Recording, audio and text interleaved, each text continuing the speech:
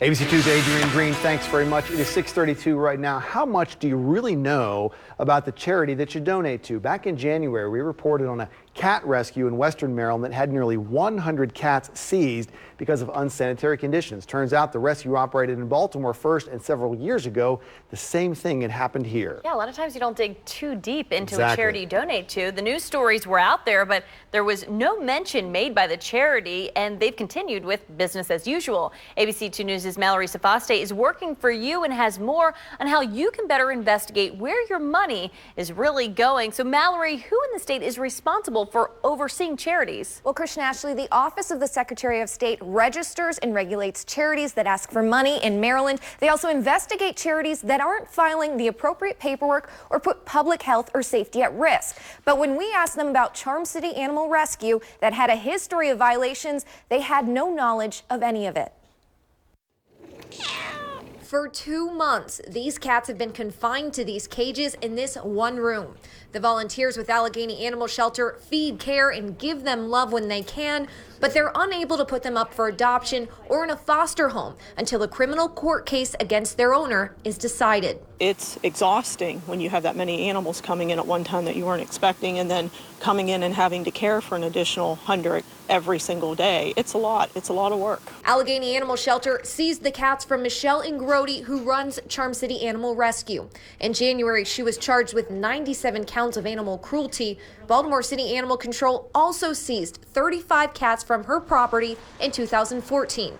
Back then, they found unsanitary and unhealthy conditions, sick cats, and a foul odor.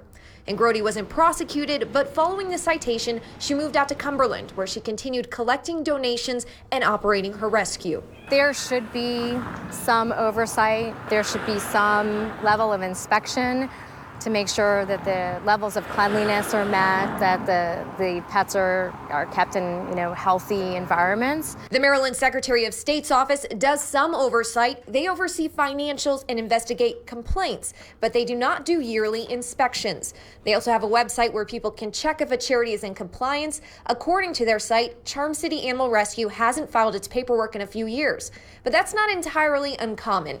Of the 10,000 charities in the database, more than 1,600 are delinquent. There's also no mention of the charity's violations. In fact, the office wasn't aware of any when we reached out to them. It is disappointing that it's happening again with this particular rescue, but hopefully this will be the last. Christine Sandberg runs a coalition of rescues. They help keep an eye on each other.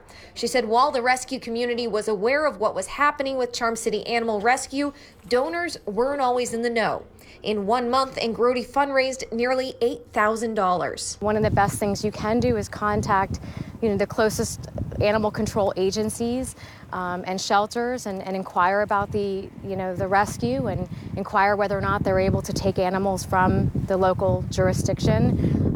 That will tell you there if there are issues to be concerned with. There are also online charity watchdog groups, but sometimes the best thing you can do is pay them a visit in person. Do internet research, investigate their websites, come out to the facility. Any reputable rescue is going to invite and welcome people to come to their facility. This week, Michelle Ingrody's court case was postponed. Her attorney filed a plea of not criminally responsible. She will now need to undergo a psychological evaluation before her next hearing. So in the meantime, Allegheny Animal Shelter will continue to care for the cats, but still do not have possession of them. We also reached out to Ingrody. She declined to comment on the story. Yeah, and it stinks for all the charities who do great work out there and that you want to donate to. Just important to do a little maybe extra homework before you donate. So how do people know what a charity spends their funds on? So as a donor, you are entitled by law to request a financial statement from any charity registered through the Secretary of State's office. Anyone that's registered through the IRS, you can go on their website, request a copy of a 990N form, and you can basically see what they spend their money on. And it stinks because people see the animals, they just want to help. Right. The first impression is just to want to give them some money and help out, but I guess there's potentially ways that people can check and do some homework before they make the donation. Yeah, so aside from just checking out their websites, their Facebook, asking around, you can also look at GuideStar, you can look at Charity Watch, Charity Navigator. These are all websites that you can maybe do some searches on, but sometimes smaller charities aren't always listed on there, so maybe do a Google search, see if there's any news reports. In this case, something would pop up. Or do a Maryland Judiciary a case search, and you can see if there's been any criminal or anything filed against a charity operator that maybe has to do with their line of work. And we have a list to all of these in the links up on our website on abc2news.com. ABC2's Mallory Sfoste, thanks so much for coming in this morning. Thanks, Great guys. story.